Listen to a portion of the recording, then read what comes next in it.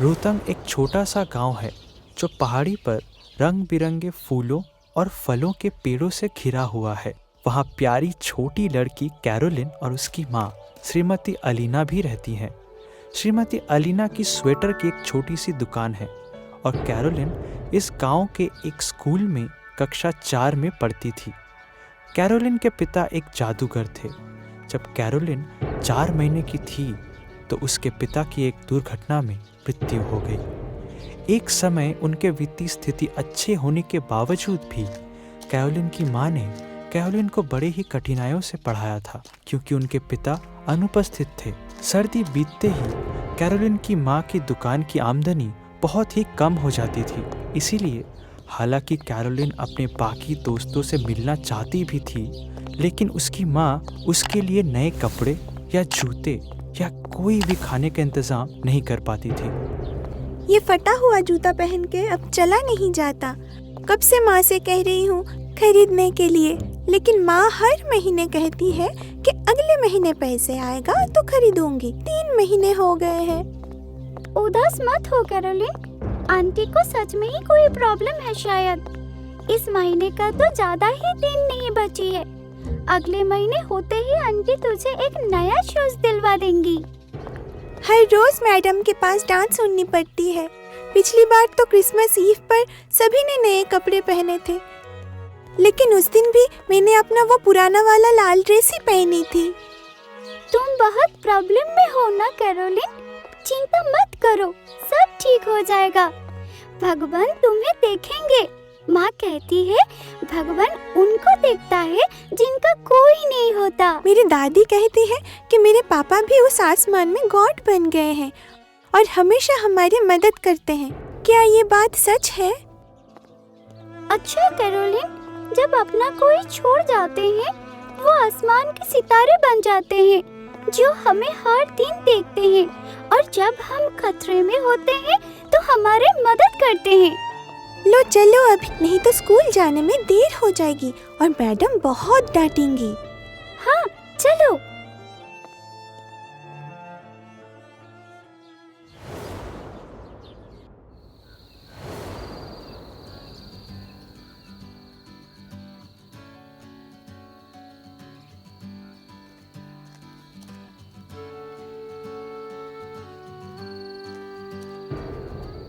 ये तुम क्या कर रही हो कैरोले? अच्छा मेरी प्यारी बच्ची, मैंने तुम्हारी माँ से सुना कि तुम आज स्कूल के बाद उससे बहुत नाराज थी ना? क्यों मेरी बच्ची? क्योंकि माँ एकदम ही अच्छी नहीं है। बहुत दिन हो गए हैं कि मेरे स्कूल शू फट गया है। चलने में बहुत तकलीफ होती है। स्कूल में डांट भी पड़ती है। कितनी बार माँ को कहा नए जूते खरीदने के लिए, लेकिन माँ देती नहीं है। हम लोग बहुत गरीब है कैरोले बेबी। उस छोटे से दुकान के कमाई से हमारा परिवार चलता है। ठंड कुछ खास ना होने के कारण कई महीनों से बिक्री ऊपर नीचे हो रही है। बुरा मत मानना, मैं अगले महीने आपके लिए जूते के एक नए जोड़ी खरीदूंगा, प्रॉमिस।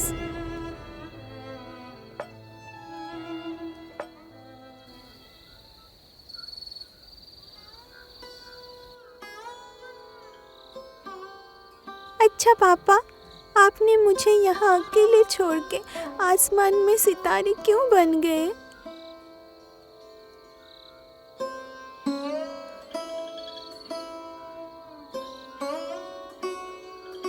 अगर आप हमारे साथ होते तो हमें कोई परेशानी नहीं होती। मेरे लिए नए जूते, नए कपड़े खरीदते। माँ कुछ नहीं खरीद के देती है। माँ बिल्कुल भी अच्छी नहीं है। भगवान तो जादू जानते हैं ना। दादी कहती है आप भी इन्हीं सितारों की तरह भगवान बन गए हो। आप जादू से मेरे पास वापस आ जाओ, प्लीज पापा, प्लीज।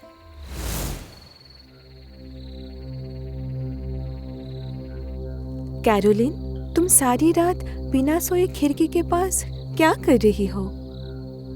सो जाओ, बहुत रात हुई है। हाँ माँ, आ रही हूँ।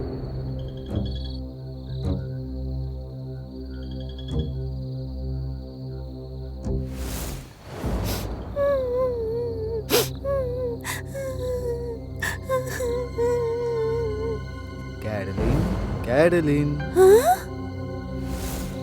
कौन है? कैरोलिन, तुम रो क्यों रही हो? क्या हुआ है तुम्हें? पापा, आप मुझे छोड़ के क्यों चले गए थे? कहाँ चले गए थे? मैंने कितना ढूंढा आपको पापा। मैं तो तुम्हारे पास ही हूँ। मेरे रहते हुए तुम्हें चिंता करने की जरूरत नहीं है। पापा, जानते हैं माँ मेरे लिए कुछ नहीं खरीदते हैं, बस कहते रहते हैं कि पैसा नहीं है। मेरे स्कूल के सभी दोस्त कितने पैसे वाले हैं, उनके माता पिता कितना कुछ खरीद के देते हैं, नए कपड़े, नए जूते और इतने सारे गिफ्ट्स। लेकिन माँ और नानी मुझे कुछ नहीं देते। बहुत दिन हो गए मेरे स्कूल के जूते फट गए हैं। मैंने कितनी बार माँ को बताया, लेकिन समझा। मेरे प्यारी लड़की को उसकी माँ ने नए जूते नहीं खरीद दिए। पापा, आप तो जादूगर हैं ना? इतने सारे जादू जानते हैं। जादू करके नए जूते, नए कपड़े दिला दो ना प्लीज। ठीक है, बोलो तुम्हें क्या क्या चाहिए, तुम्हारे क्या क्या इच्छाएं हैं। मुझे नए जूते, नए कपड़े चाहिए और मैं चाहती हूँ कि आप हमेशा हमारे साथ रहें और आप हमें छोड़ के कभी नहीं जाओगे। ठीक है, ऐसा ही होगा। तुम्हारी सभी मनोकामनाएं पूरी होंगी। सुनो, हमारे घर के पीछे एक टूटा हुआ स्टोर रूम है। तुम कल सुबह वहाँ जाना। जब तुम वहाँ घुसोगे तो तुम्हें कमरे के अंदर एक पुराने लकड़ी का अलमारी दिखाई देगा। वहाँ तुम्हें मिलेगा तुम्हारे सपनों का मैजिक बॉक्स।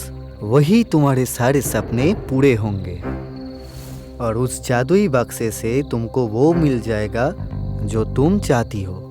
ठीक है कैरोलिन? सच में मिलेगा? सच में मुझे मैजिक बॉक्स मिलेगा?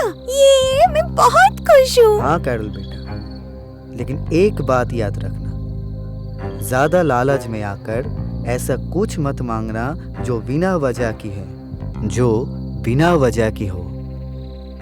तो फिर ये जादुई बक्सा तुम्हारा और तुम्हारे फैमिली का नुकसान कर देगा। समझी कैरोलिन? अच्छा ठीक है। अब मैं चलता हूँ बेटा, लेकिन तुम तुम्हारी मम्मी का हर बात मानना। कभी भी माँ को दुख मत पहुँचाना। ठीक है कैरोलिन? लेकिन पापा, आपने कहा था कि आप मुझे छोड़ के नहीं जाएंगे, तो फिर क्यों चले जा रहे हो? मैं हर वक्त तुम्हारे साथ हूँ। जब भी मुझे तुम याद करोगे मैं तुम्हारे सामने आ जाऊँगा। लेकिन एक बात याद रखना, वो मैजिक बॉक्स के बारे में किसी को कुछ भी पता नहीं चलना चाहिए और वो मैजिक बॉक्स का गलत इस्तेमाल मत करना, नहीं तो तुम मुझे कभी देख नहीं पाओगे। पापा, पापा, अब कहाँ जा रहे हैं? मुझे छोड़ के मत जाइए पापा। पापा! अब उठो कैरोलिन, बहुत देर हो गई है। संडे है तो क्या इसलिए सिर्फ सोते रहोगे? उठो और हाथ मुंह धोकर पढ़ने बैठो, तुम्हारा एग्जाम है। नहीं, आज पढ़ने नहीं बैठूंगी। आज मेरी छुट्टी है, सिर्फ खेलने का दिन है। मुझे पढ़ाई करना बिल्कुल भी पसंद नहीं है। ऐसा नहीं कहते हैं बेटा, अगर तुम पढ़ाई नहीं करोगे तो एग्जाम में अच्छे मार्क्स कैसे लाओगे? उठ जाओ, मैं तुम्हारा खाना टेबल पर रख रही हूँ। आज मुझे स्टोर के लिए कुछ सामान लेने शहर जाना होगा। मैं भी आपके साथ जाऊंगी। जिद मत करो बेटी, मैं रात को लौट आऊंगी। दादी अकेली होंगी ना। आगे तुम्हारी एग्जाम है, तुम घर पे ही रहो और पढ़ाई करो। लेकिन तुम शरारत मत करना, दादी की हर बात सुनना और अच्छी बेटी बन के रहना। फिर मैं तुम्हारे लिए शहर से कुछ अच्छा खाना लाऊंगी। ठीक है कैरोलिन?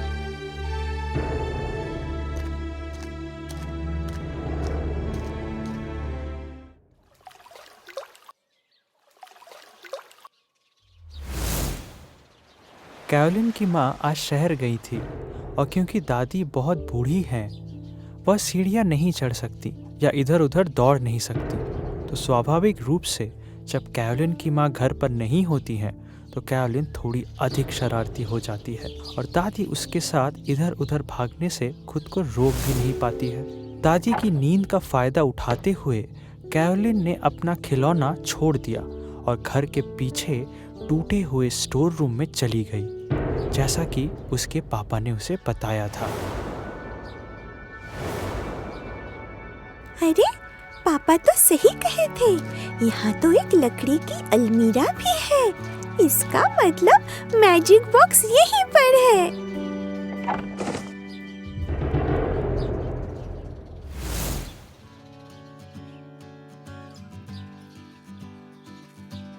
दरअसल ये घर कैरोलिन के पापा का था।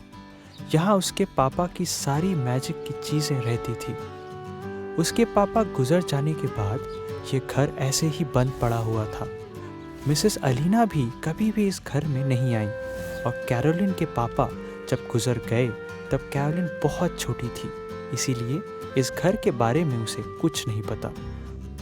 इसीलिए कैरोलिन ने आज इस बंद कमरे को खोला है ताकि वो मैजिक बॉक्स को ढूंढ सके।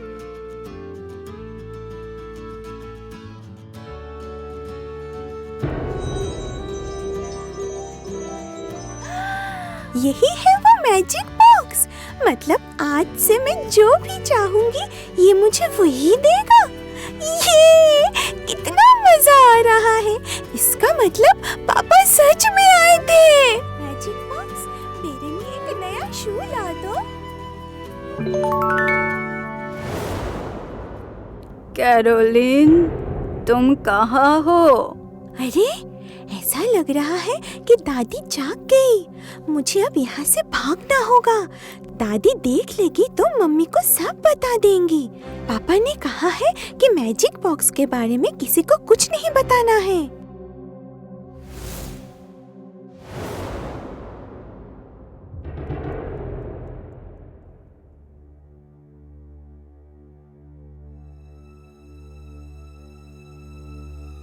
कैरोल, कल का होमवर्क कर लिया था ना? नहीं तो स्कूल में टीचर से बहुत डांट पड़ेगी। हाँ माँ, सब कर लिया।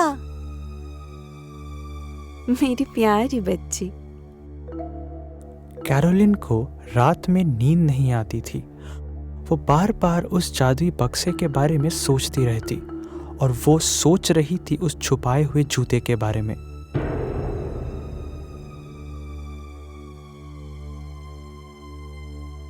तब से रोज कैरोलिन अपने स्कूल से लौटने के बाद जादुई बक्से से मदद लेने के लिए जाती थी।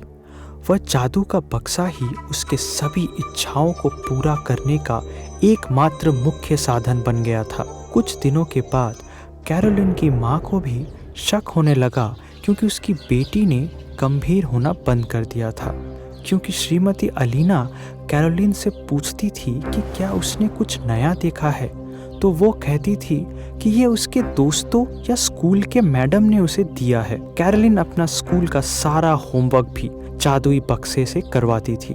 उसने ना तो ठीक से पढ़ाई की और ना ही अपनी माँ की बात मानी, क्योंकि वह जानती थी कि यह जादू का बक्सा उसकी सारी इच्छाओं को पूरा करेगा। बच्चों, आप सभी जानते हैं कि आज आपकी रिपोर्ट कार्ड दिया जाएगा। फिर आप सब क्लास 5 हो जाएंगे और आप में से जो लोग पास नहीं हो पाएंगे उनका गार्डियन कॉल होगा।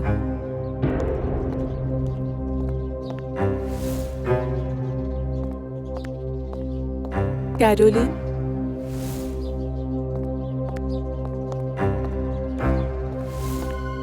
मैंने तुम्हें बार बार चेतावनी दी थी कि मन लगा के पढ़ाई करो, लेकिन तुमने हमारी बात नहीं मानी। मुझे खेद है कि तुम इस बार नए क्लास में शामिल नहीं हो सके। तुम अपनी माँ को प्रिंसिपल मैडम से मिलने के लिए बोलो।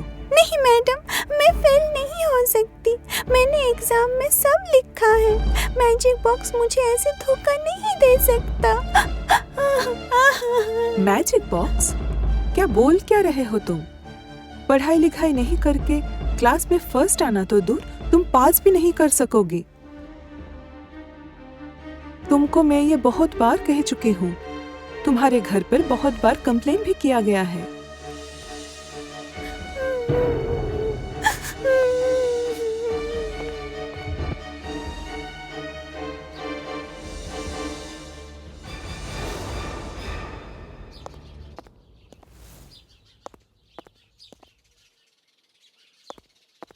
दादी, माँ को क्या हुआ है? डॉक्टर अंकल क्यों आए हैं? क्या हुआ है माँ को दादी? तुम्हारी माँ को बहुत कठिन बीमारी हो गई है। सुबह पर भी मेरी लड़की ठीक थी, पता नहीं अचानक से क्या हो गया। उसको ठीक कर दीजिए डॉक्टर साहब। माँ, तुम्हें कुछ नहीं होगा, तुम ठीक हो जाओगी। चिंता मत करो, मैं अच्छी लड़की बन जाऊंगी माँ।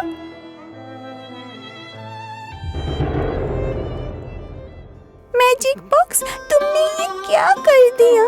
क्यों किया मेरे साथ ऐसा? मैं एग्जाम में फेल नहीं हो सकती। मेरी माँ ऐसे बीमार नहीं पड़ सकती। मेरी माँ को ठीक कर दो प्लीज। मैं माँ की हर बात मानूंगी। मुझे पास करवा दो। कैरोलिन, मैंने तुम्हें बार बार चेतावनी दी थी कि इस जादुई बक्से का दुरुपयोग नहीं किया जाना चाहिए। तुमने दिन ब दिन बिना पढ़ाई किए जादुई बक्से का माध्यम से अपना होमवर्क किया। तुमने अपने माँ की भी बात नहीं मानी, यहाँ तक कि तुमने अपने टीचर की भी बात नहीं मानी। तुम्हारे माँ तुम्हें कितने मेहनत से पढ़ा रही है, तुमने भी उसका दर्द नहीं समझा। बार बार तुम्हारा प्रदर्शन भूल गए। सारा काम तुमने मैजिक बॉक्स के द्वारा किया। यही तुम्हारी सजा है, यही तुम्हारी सजा है। समझी कैरोलिन? मुझे माफ कर दो पापा, ये गलती दोबारा कभी नहीं होगी। मैं अब से मैजिक बॉक्स के साथ कुछ भी नहीं करूंगी। मैं माँ की सारी बात मानूंगी। मैं फिर से पढ़ाई करूंगी।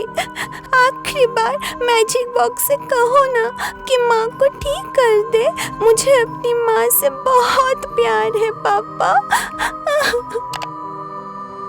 इस जादुई बक्से का तुम्हारी जीवन में और कोई काम नहीं है। तुम तुम्हारी मेहनत से सफलता हासिल करोगी, जिससे तुम्हारी सभी मनोकामनाएं पूरी हो जाएंगे।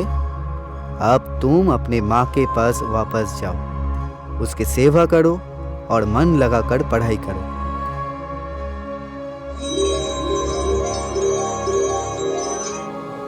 कैरोलिन को अब अपनी गलतियों का एहसास होता है और वह स्पष्ट रूप से समझती है कि जीवन में जादू के बक्से जैसी कोई चीज नहीं होती। सफलता तभी मिल सकती है जब आप कड़ी मेहनत करेंगे और आपको बड़ों की बात भी माननी होगी। अपनी माँ और बेटी के देखभाल और डॉक्टर की दवा से श्रीमती अलीना अब बिल्कुल स्वस्थ हैं। उनकी बेटी कैरोलिन अब गंभीर नहीं रहती। उसने अपने मन का दर्द समझना सीख लिया है। इसके विपरीत जब उसे छुट्टी मिलती थी तो वह दुकान में अपने माँ की मदद करती थी। कैरोलिन आज भी अपने पिता को बहुत याद करती है और कभी कभी आधी रात में खुली खिड़की के पास खड़ी होकर सितारों से बात करती है। इस वर्ष भी उसने अपने पिता से किए वादे के अनुसार खूब मन लगाकर पढ़ाई की और कक्षा में प्रथम आई।